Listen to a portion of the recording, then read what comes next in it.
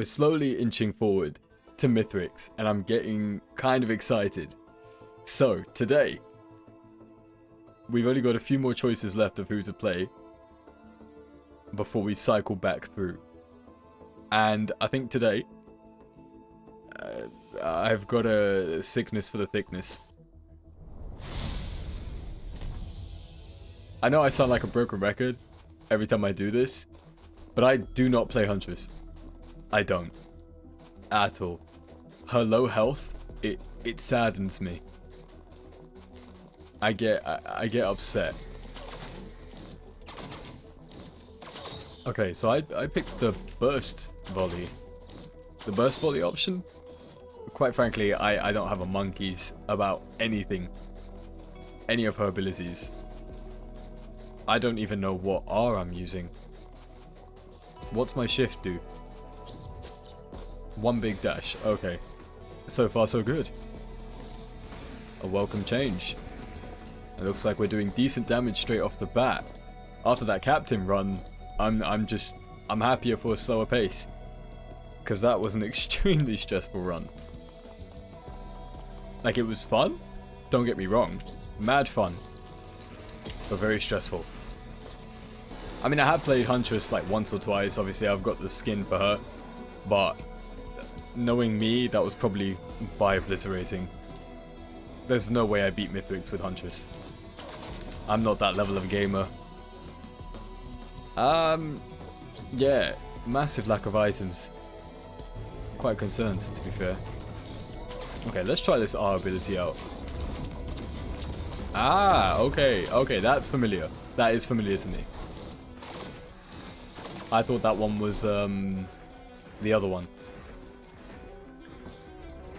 That's why I got confused. So I thought, yeah, words, man. Why are words so difficult? English difficult. I want to be a voice actor, and yet I can't even read. Send me your memes. If anybody wants to send me a meme, fuck it. Do you know what? I'm saying this now. Free of charge. Anybody, send me a meme, and I'll dub it. Do you know what? I'll dub it with you. We'll do it together. Fuck it. We'll make it a community thing. let's create something together. The skin is quite nice though. I do like this skin. I wish the other survivors had a bit more of a kind of a attention to detail type skin. Because Rex, well, I don't have Rex's skin, but most skins are just a recolor. But Huntress has almost an entirely different outfit. And that's kind of dope. I do like that. She goes from like this red ketchup packet to an Arctic Explorer, more like a Tomb Raider type thing. I think she's the only one who gets, yeah, she's the only one who gets something like that. Loader's just a recolor. Actually, maybe Multi. Multi turns into like Multi turns into Handy, right? He becomes a janitor. Commando, you can argue, kind of goes into Nemesis mode. You know, like Optimus Prime Nemesis. I guess you could argue Mercenary. But most of it is just accents. It's essentially the same model, just different accents. Commando just turns black. That sounds wrong, but that's not untrue. So, conflicting thoughts there. Acrid changes color. Captain changes color. What about, yeah, Artificer changes color. Void Fiend actually does get a few different features. He gets like a different head model. It's weird, but it's different. But otherwise he's kind of... No, he does get a few different tweaks on his arm cannon as well. Railgunner. Railgunner looks different, actually. No, that's a shout. Railgunner does look different. Gunner... The woman with the big gun looks different. She changes. She goes from a more Gilly Mantle Monster Hunter type thing to to a more retro vibe. A more Space Invaders type vibe. Right, where's this TP? I'm getting lost in my own delusion. That's pretty powerful as well. Throw that there. What could work for that though? What would be good?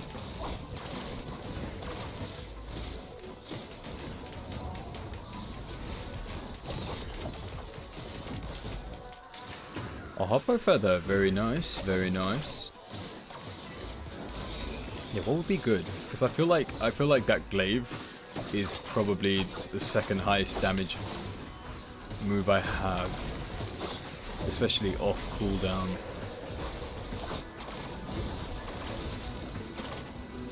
And it's definitely going to be useful for dealing with these guys. So I wanna buff that. But what could I use? A backup mag, obviously, to get multiple. Does it proc anything? Would it proc? Maybe collapse? Collapse would be good. Maybe Kajaros? Would Kajaros work? Do you know what? That's the charm of this game. You get to figure it out as you go along. So, let's figure it out. I mean, this game is a nice break to play because I have been playing Elden Ring for a little bit. I've been playing a lot more Elden Ring.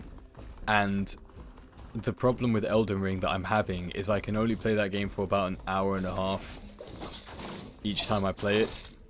Which means I haven't gotten very far.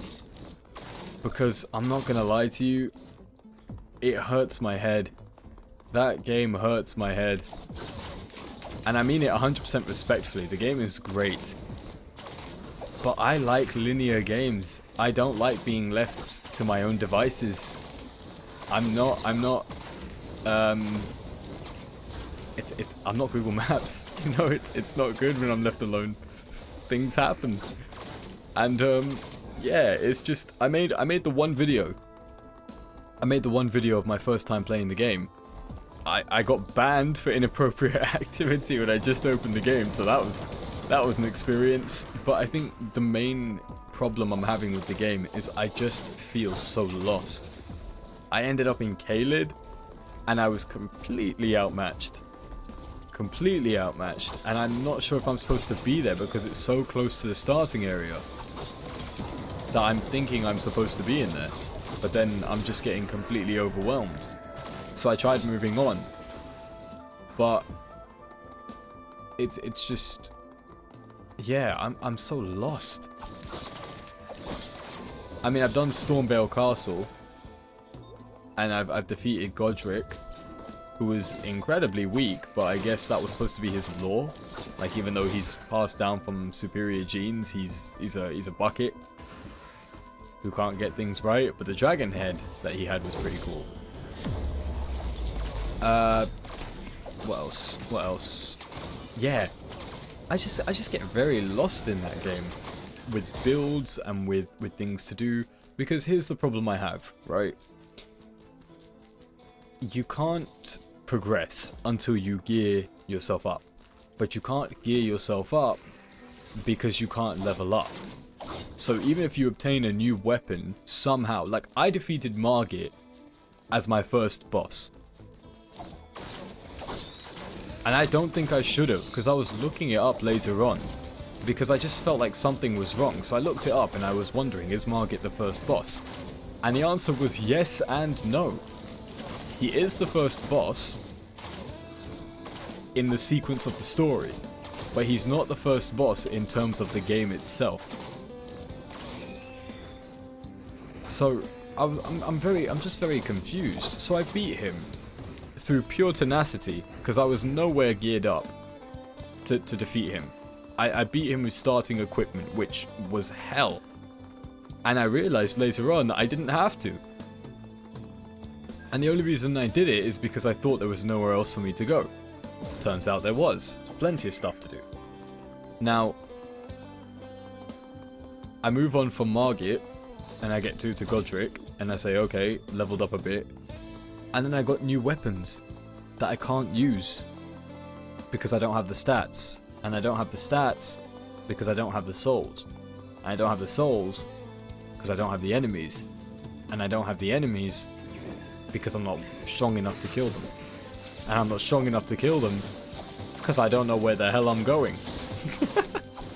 So the game is fantastic. I won't lie, it is fantastic. But the open world, for me personally, being raised on Dark Souls and Sekiro and Bloodborne, with those linear tile sets, and you know, I get to just walk down this one narrow path and look at the scenery, and just be like, whoa, this is awesome, and then get jumped in a back alley. That's where I like to sit. That's where I like to be. I don't like to be in, hey, here's a horse. Have at it, fam. just yeah. That's sort of it confuses me. It does cause me a little bit of mental strain, so I can't play the game for too long. If anyone can help me out, just tell me what to do, where to go, if there's any cool items I've missed, because I guarantee you I've missed a lot. Talismans. I don't know a single thing about talismans. I really don't know what I'm doing. Oh, that's nice. Oh, I've never seen this area actually without the entire structure. Oh, that's crazy. You can do that? I just realized I've spent this whole time ranting about Elden Ring. Just this whole time ranting about that I don't know how to play a damn game. But I can't be the only one. Because I played Dark Souls 3 to death.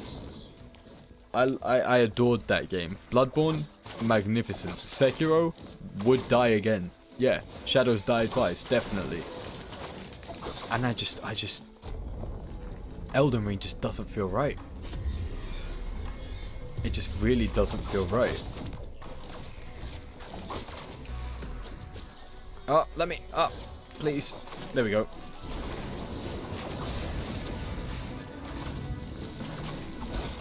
Ooh, that was close. I felt it. It was about to. Ooh, Kujaras. I'm very distracted today. I'm very distracted. Oh yeah, I picked up Loss's lenses. That might be a good idea. Or maybe not. Maybe I've deprived myself of the extra crit chance. Wait, no, they still do crit, right? Oh, no, it's not crit. It's just an instant chance to kill a boss. Ooh, Splatter Spleen. Shatter Spleen might be a good item for Huntress. Oh yeah, I have a double jump. I have a double jump. So all that time I was trying to get on top of the Wandering Vagrant, I could have literally just done that. But that would have been it. Oh god, this is... Well, it wouldn't be a late night session if I had my entire brain with me. Wait, stage 4? That's right. The Stinky is stage 3, isn't it? Ooh. Ugh.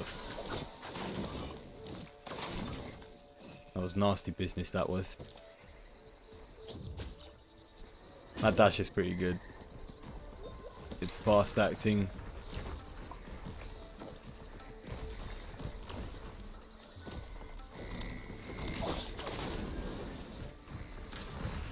Let's see. Is it up here? No. Yeah, it is. Okay, about 3,000. That's not too bad. We can get that pretty quickly. I believe in capitalism. Okay. Oh, I'm tempted. Yeah, no, yeah. That was stupid. Maybe this one. This is what we in the business call gambling. But it's okay, because now the music is kicked in. And we're on our redemption arc. Every bit of music has a story to tell. every song. The story behind this one is a redemption story. That's what I feel like. It's a redemption story. That you're at the lowest you've ever been, or you're somewhere low right now, and it's just the week. It's the week that's been rough, but this week is beginning fresh, and you're ready to take it on. You're ready to stand up, raise your fist to the air in defiance. You're ready to hit whatever your goal is this week, or whatever your goal is this month, and you're ready to hit it. Shit, why is it a happiest mask? Nope. It's a redemption story. Doesn't matter. When life gives you lemons, you make lemonade.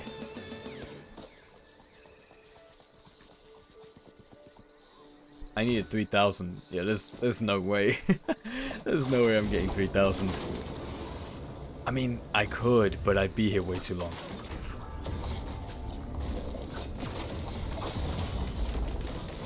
You think you can defeat me? I was a Bulbasaur in Pokemon Mystery Dungeon. Blue. Pokemon Mystery Dungeon blue. Wait, no. Or was that red? I did have both. I think I was Squirtle in Pokemon Mystery Dungeon blue, and then I was Bulbasaur in red. Because in blue, I had no problem completing the game. I had a problem with red, because that freaking Moltres was kicking my ass so badly that I had to become Bulbasaur, because I needed Sleep Powder. I tried to cheese the fight with Sleep Powder, and so I think in let me try and access the corners of my brain. I think in Pokemon Mystery Dungeon Blue, I was a Squirtle with a Bulbasaur partner. And in Pokemon Mystery Dungeon Red, I was a Bulbasaur with a Charmander partner. I think that's what I had.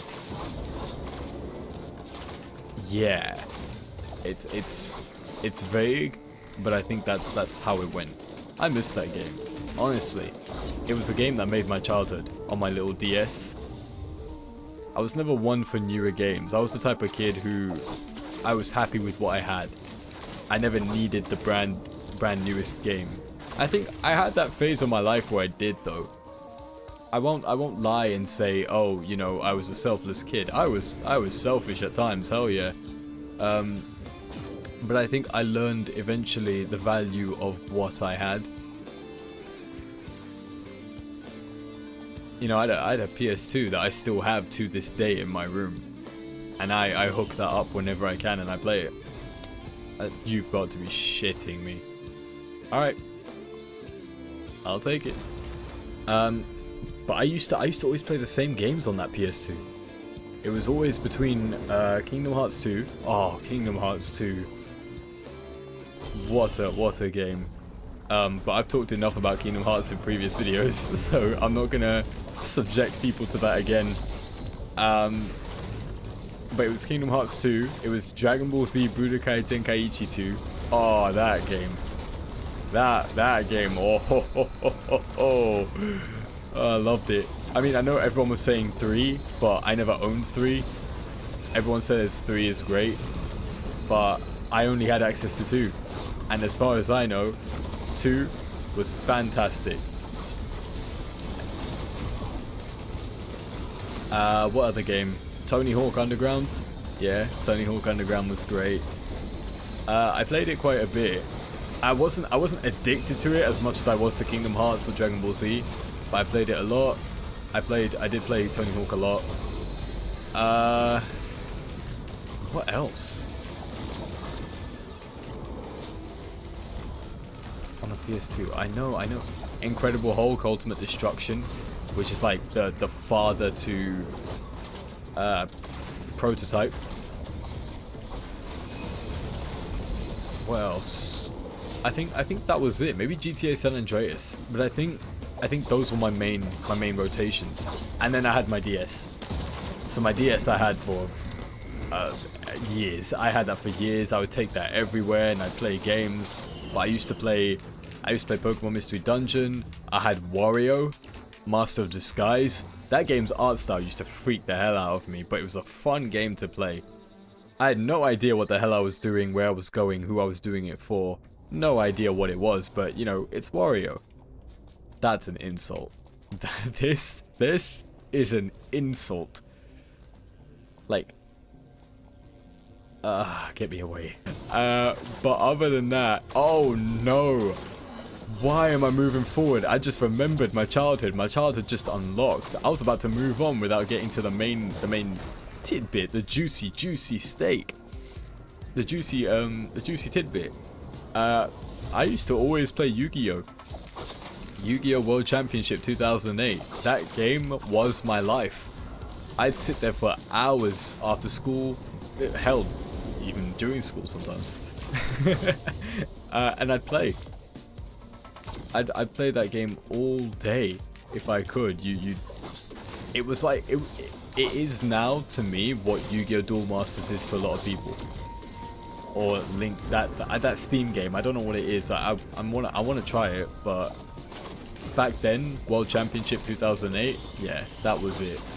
Because it was the first time in my life. I was always a Yu-Gi-Oh! Nut, but it was the first time I ever saw the cards actually come out of it in a game. And it was so much like the series. And I was so enamored by it. But I just remember having my Blackluster Soldier, and then I ended up going into Elemental Heroes. I had my Neos. Your Elemental Hero Neos. And then I went into Evil Heroes. Oh, that was my main deck. Evil Heroes. I was unbeatable with that deck. Holy crap. You know, I'd take the decks I built in real life, and I'd make them in the game. And then obviously the whole 5Ds came out and you started to have linked monsters, and that game got outdated. Now you've got your what's it, yeah, no, I got it wrong. You have your linked monsters now, but before you had your synchros with 5Ds. And yeah, but I always found myself going back to that game, even though the real life game was always changing. I always found myself going back to it. The other game I used to play a lot was Transformers. Oh man, oh, holy. Okay, 5,000. Time to start saving again. Transformers on the DS, you had so Transformers on the DS was weird because you had two versions. You had your Autobot and you had your Decepticon. Another friend of mine had the Decepticon version. That's actually why I bought the game again. A lot of my games I bought because I saw other people had it and I was like, that's pretty cool. I would like to enjoy that and partake in that kind of entertainment as well. Yeah, and at the time Transformers just came out as well. So little me was excited as hell to get my hands on this game. And I wasn't ready. I mean, I had Transformers the game on PS1. No, PS2. So I played that, and then I got this game on the DS, and it was so much better because you had your own character. It was your own guy. You'd have to go out, scan for the whatchamacallit, the vehicle form. The best part about the Decepticon game, the Decepticon version, was being able to fly. Right? Being able to fly was such a dream. Driving was so arse. Like, if I asked you, would you like to fly through a city as this Cybertronian jet, or do you want to drive as a 4x4 pickup truck? Like, the answer's obvious. It's a game about transforming aliens. I want to be the alien. I want to be, you know, I don't want to be a robot in disguise. I want to be Optimum Pride. But yeah, that's a trip down my gaming youth. It's not your traditional one. I mean, I had a Super Nintendo. Like, my first introduction to gaming was a Super Nintendo. And it was Super Mario. You know, just as you do the normal Super Mario. I remember he had a raccoon tail in one game. In another game, we had you had a cape, and you became like literally Super Mario. He'd have a cape, and you could fly for a bit. I can't remember exactly which versions of the game they were, but it was fun. Another game on the Super Nintendo that really had my eye was Battletoads. Battletoads, yeah, that game, I could never finish it. I was too young. I didn't understand a single thing about it, but I liked fighting. I liked fighting with it. You know, the fighting was interesting. I don't know what they've done with that series. Such an old series. Brainstalks, not bad. Okay, a fairly decent item, but I'm not gonna lie, I'm upset. These items aren't that good. So what we're gonna do is we're gonna do something different. We're gonna do something a bit rambunctious here. Yeah, Battletoads was an experience. I'm not gonna lie as well. Like, fighting aside, another reason I played Battletoads was, who was the evil lady? Dude, she was hot. I can't lie to you. She was like dressed in leather. She was wearing all black. Black hair, black lips, like black leather outfit. Like, I'm not gonna lie. Like, I can't lie. Oh, dude, one game I used to play a lot. I actually finished it a couple of years ago. Was the Spider-Man PS1 game. Oh, I love that game. I love that game so much. It was such a shit game, but I loved it. Actually, it wasn't. No, I take that back. I 100% take that back. It was a brilliant game. I love it. I'm just saying it's shit because it's like, when you look comparatively back to games now, you realize it could have been so much better, but it was a product of its time and it was fantastic. Yeah, love that game. I could never get past the third level for so long, or the second level for so long, just because as a kid, again, you don't understand jack about the games you're playing. You don't understand how to actually progress. You just kind of go with the flow. When you're a kid, you play games intuitively. You don't play it, you know, logically. But yeah, eventually I picked that game up again, and I played it to completion, and I'm so glad I did. There's a point in your life where it's just closing a chapter to say, I've finally completed this game that I've been stuck on for so long and never finished, and now I finally can say it's done, and I'm glad that I've done it.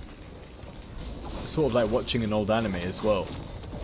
You say to yourself, why didn't I do this sooner? This is such a breath of fresh air compared to everything I have now. I finished off with Brave, Spirit Dancer, which is a very old game. But my god, that game felt like I was actually on an adventure. It felt like I was traveling through a distant land, uncovering the native Indian aspects of the wolf and the tiger and the bear.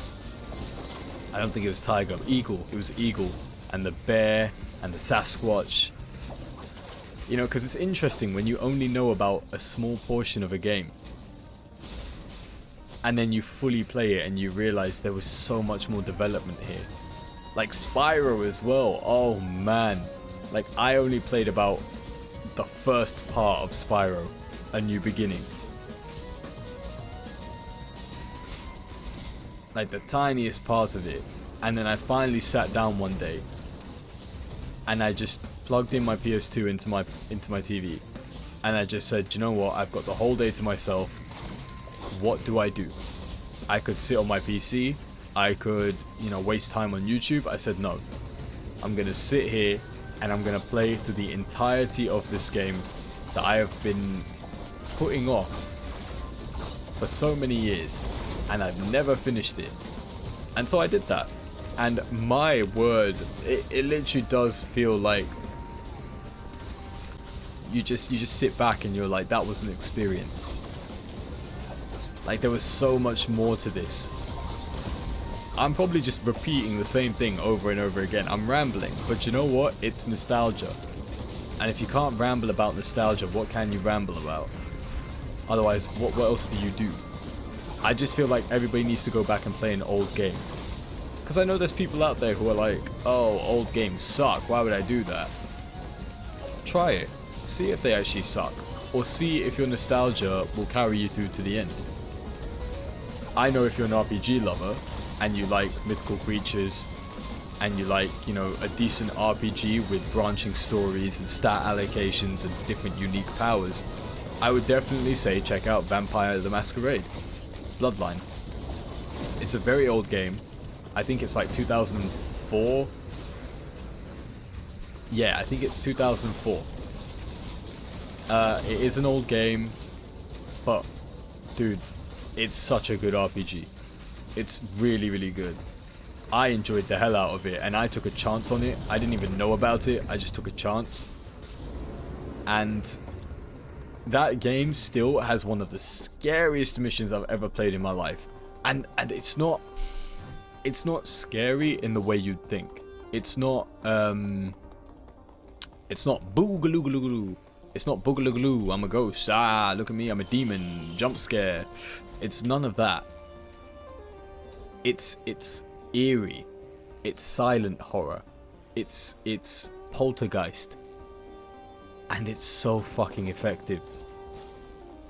Like, I'm genuinely, when I play that game, I'm genuinely upset to have to go through that mission. I'm so glad it's an early mission, but I'm genuinely upset whenever I have to do it. Also, if you know the story as well, basically, ooh, okay, hold on. Let's put a little footnote there in my like what, my hour-long rambling. Gotta pick this one very carefully. This is a big decision. Oh god, this is actually a big decision. I think I'm gonna go with...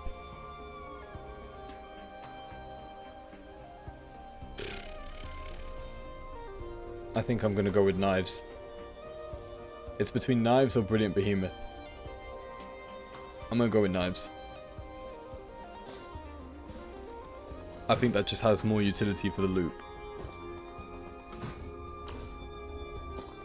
And then let's take an equipment, and because we get to choose as well, so I think I'm gonna take Mum's credit card. Recycler doesn't have. I'm. Oh my, dude, the luck. I don't even have to worry now. I can just pick. Ooh. Okay. Let's go with. Let's go with Behemoth. I think that might be the play. So Mum's credit card, Behemoth, 2 legendaries. That's insane. I'm really happy with that.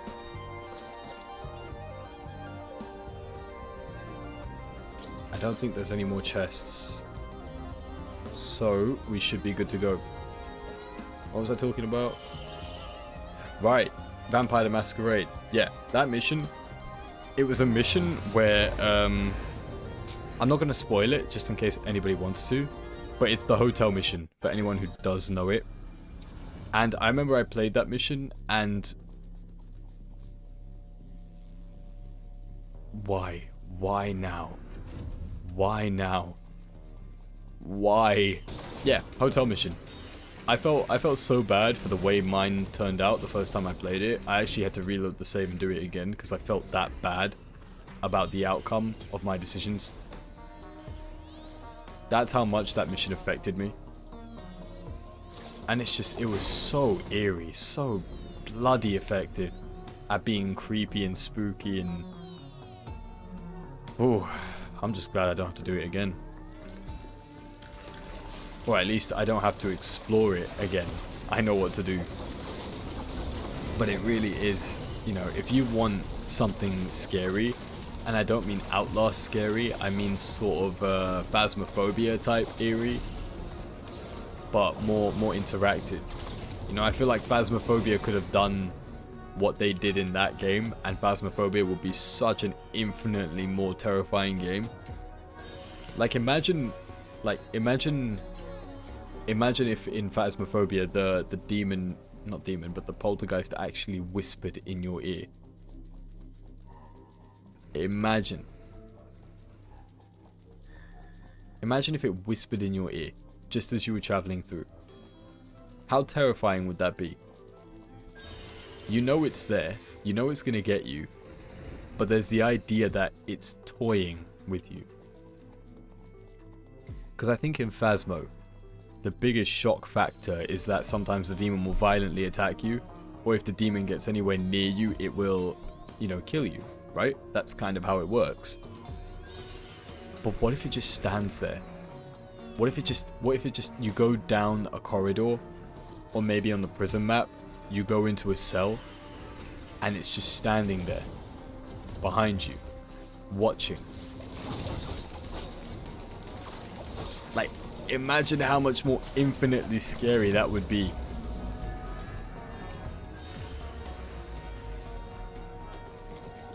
Because I think what it does is that preys on the fundamental fear every human has, and it is genuinely the fundamental fear. It's where every fear, I believe, comes from. It's the fear of the unknown. Everything we're scared of it's usually boiled down to the fact that we don't know what will happen. Because if you know what will happen, you can rationalize it, and then it doesn't become so unhinged anymore. You can now quantify it, or you can now explain it. But when you don't know something, when you're completely in the dark, it activates something primal. I'm getting way too into this conversation. I apologize if some people think maybe I'm speaking too much, but I believe that's what a healthy discussion is. I talk, you think, you talk, I think, we reach common ground, we high five, and that's pretty much how it goes.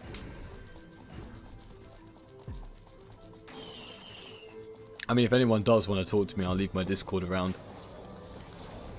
Message me there.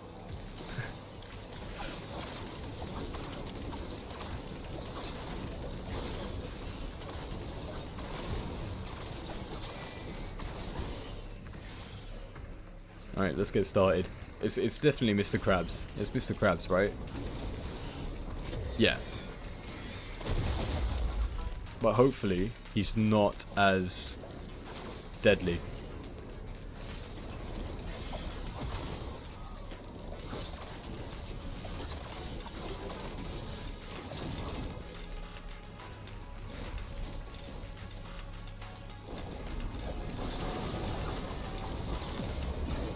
Holy crap!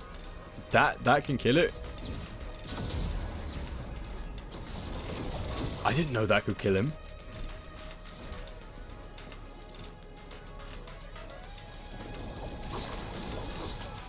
So I could use this guy to kill Mr. Krabs. Oh, that's gnarly.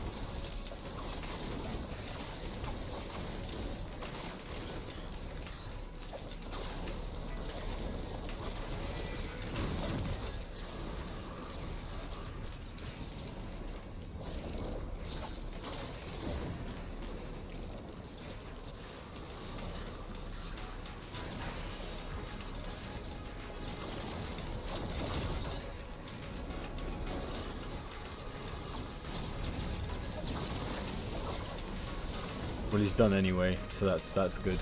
I love the kind of woman that will actually just kill me.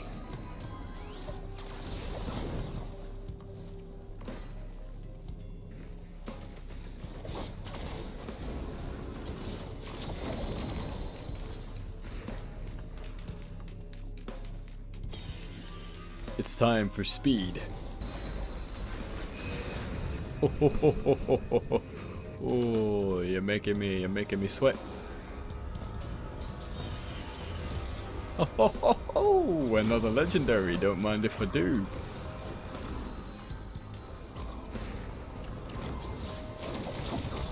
Unfortunately, it is Wake of Vultures, so that instantly makes it trash. Well, I kid. Wake of Vultures isn't bad. It's just, it's situational. What I would consider a bad item for a legendary is probably. I'm trying to think of the legendary items now. I did see a whole list earlier, and I can't come up with a single one anymore. I'd say head stompers aren't the greatest. I'd say that's probably in a lower tier. Oh yeah, I forgot I could take all of these. Head stomper.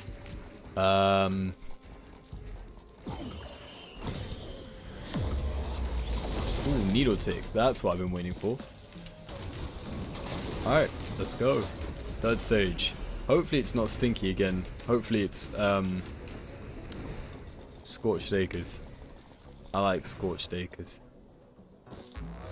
Zip. Makes me feel nice and warm inside.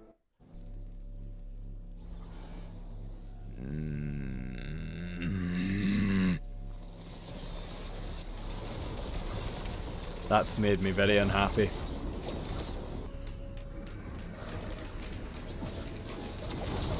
Holy. Okay. Okay. Okay. Okay. Okay. Let's get some rest and recuperation. Let's let the boys of the mechanical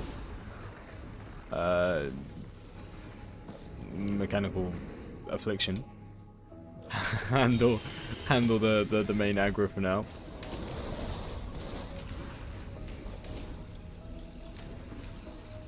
My job is just to earn the money, outsource the damage, earn the money, spend the money to create more money. I use the money to make the money. That's all money is, right? Piece of paper, just a number.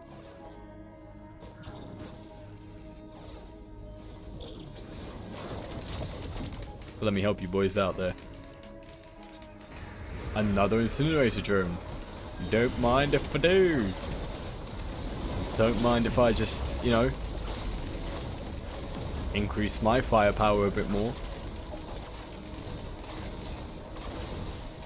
It's almost like hiring. It is hiring. I've hired the drone. He does the work. And we all go home happy. Christmas bonuses all around.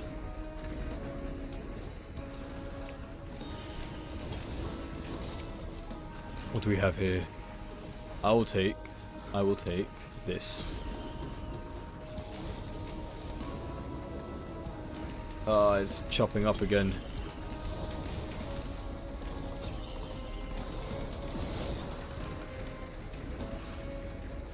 Oh yeah, I forgot. I can take all of it. Ah, I just have to remember that.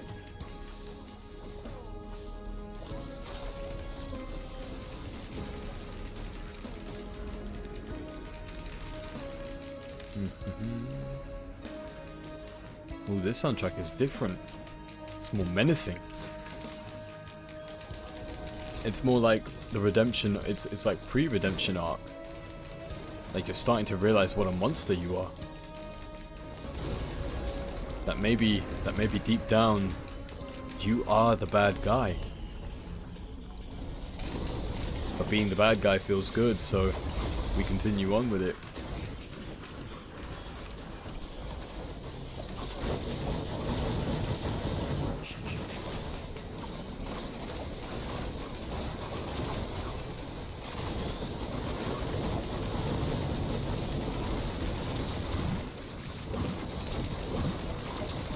I'm going to the moon, Ma.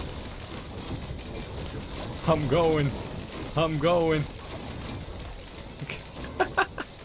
That's crazy. I just kept flying. I'm going again. They'll never stop me.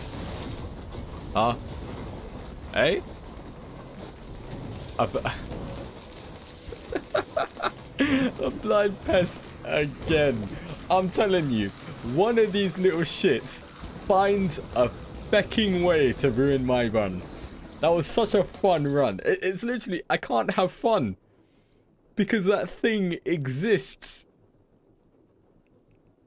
I don't understand it. I just don't. It boggles my mind. I'm trying to think of a reason, and nothing is coming to mind.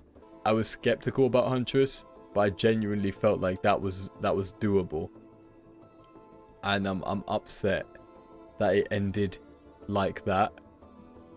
But yeah, you'd think that you would eventually get burnt out doing these runs every night and just finding stuff to talk about, but somehow I'm doing it and I'm actually having more fun playing the game. So yeah, a few more survivors we have to cycle through before we start the whole rotation again. And yeah, that's it for another late night session. So once again, thank you for joining me. Thank you for bearing through with me. I know I talked a lot in this one. There was a lot to say. So yeah, cheers for hanging out. Cheers for taking this chunk of time out of your day. And have a good morning, evening, or night.